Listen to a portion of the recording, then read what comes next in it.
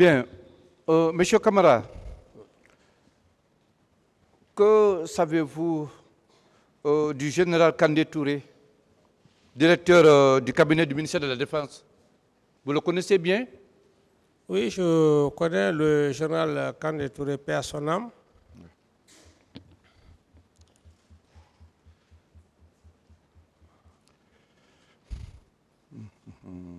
D'accord. Puisque vous l'avez bien connu, il vous a rendu de grands services.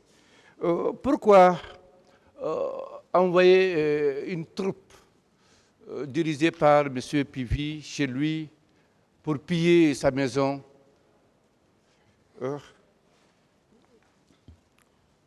Pourquoi vous l'avez fait? Oui, maître, par rapport à... Je suis très gêné de...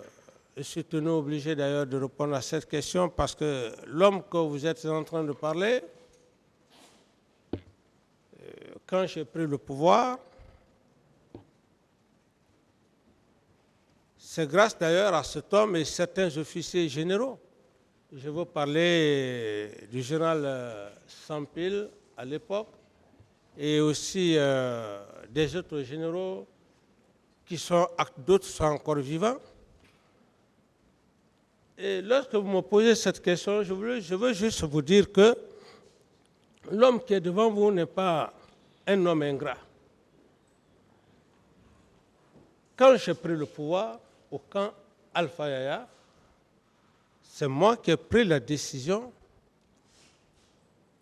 de libérer ces généraux dans la paix et dans la dignité.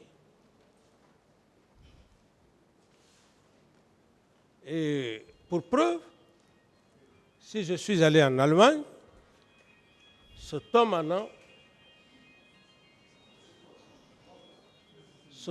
a bel et bien contribué.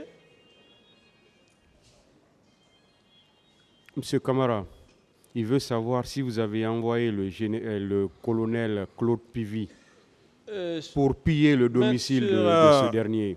Sur l'honneur, entre Dieu et moi, je n'ai jamais envoyé qui que ce soit. C'est le général Kandé. Au contraire, dès son vivant, j'avais un intendant qui était avec moi et qui prenait sa dotation régulière. À chaque fin de mois, cet homme était chargé pour ses besoins comme d'ordinaire. D'autres questions? Oui, M. Camara, nous sommes dans les préparatifs pour la prise du pouvoir. Et il fallait, coûte que coûte, neutraliser tous les hommes qui étaient forts. Et c'est dans ce cadre que lui, sa concession a été pillée et la seule femme qui était là-bas... D'autres questions, maître, il a répondu à ça. Oui, d'accord. Si vous parlez toujours de la même chose, il a déjà répondu à ça. Je voudrais ajouter, Monsieur le Président, que la seule femme que l'équipe avait trouvée là-bas a été violée par cette équipe. D'autres questions? Bien.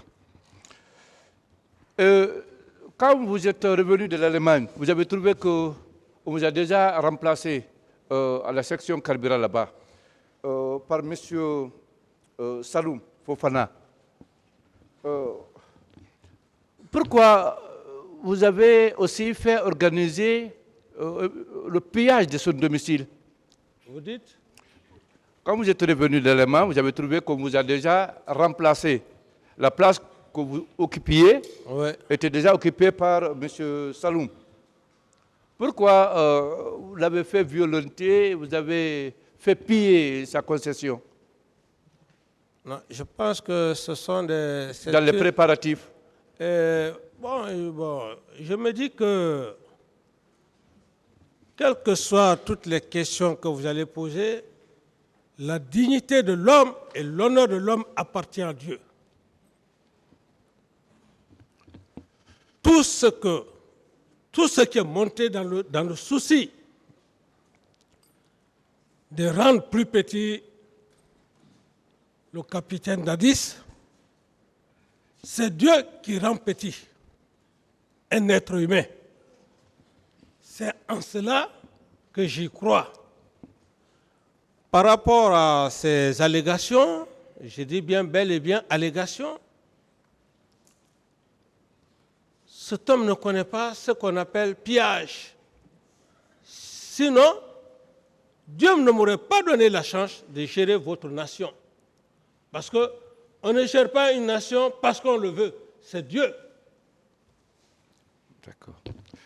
D'accord, M. Camara. Je précise également là, quand votre équipe est partie piller son domicile, ils ont tué une fille. Et l'équipe était dirigée par M. Pivi, sur vos instructions. Je n'en sais rien, maître. D'accord. Bien, mon capitaine, parlez-nous alors de l'attaque du véhicule du général Korka à l'aéroport, au Carrefour Juste. Son véhicule a été incendié et on a tiré sur lui. Ça aussi, c'était sur vos instructions. Maître, vous pouvez faire toutes vos recherches, mais toutes ces recherches seront basées que sur des allégations, sur des discrédits. Mais je dis bel et bien, je ne considère pas tout ce que vous êtes en train de dire. Ce que je considère, c'est quoi? Ce sont les faits pénaux pour lesquels je suis devant le tribunal. Les autres faits, et je retiens une seule chose dans ma vie. Même les deux prophètes n'ont pas été aimés. Le prophète Jésus, ce n'est pas parce que tout le monde l'aimait. Il y avait toujours des incrédules. C'est comme le prophète Mohammed, paix salut sur lui. Ce n'est pas une pauvre personne comme moi que je vais rester là pour dire que les gens ne parleront pas de ceci, de cela de moi. J'ai déjà dépassé ce stade. J'ai déjà dépassé ce stade. Je suis mentalement fort, moralement fort par rapport à ça, par rapport à ce que j'ai vécu dans ma vie, jusqu'au moment où je suis devant vous. Si ce n'est pas le miracle de Dieu, la bénédiction de Dieu, je ne serai pas devant vous en train de parler devant cet auguste tribunal. Il ne serait-ce que ça. Mon honneur appartient à Dieu. Ce n'est pas un être humain. Ces allégations de par-ci, de par-là ne m'intéressent pas. Ce qui m'intéresse, c'est les faits qui me font envoyer devant le président du tribunal. C'est ça le plus important. Mais tout le reste, je ne rentre pas dans les détails, que le capitaine Dadis ait fait ceci, cela. Il n'y a jamais un homme parfait. Je ne peux pas interdire les gens de ne pas dire de n'importe quoi sur moi. Ce sont des allégations pures et simples. Aucun être humain sur terre ne peut dire qu'on ne peut pas parler mal de lui. Donc, ces renseignements ou ces formes de discrédit, parce que le capitaine a dit c'est là, faites tout pour l'humilier, faites tout pour lui dire, je ne vais jamais réagir. J'ai pris ma décision.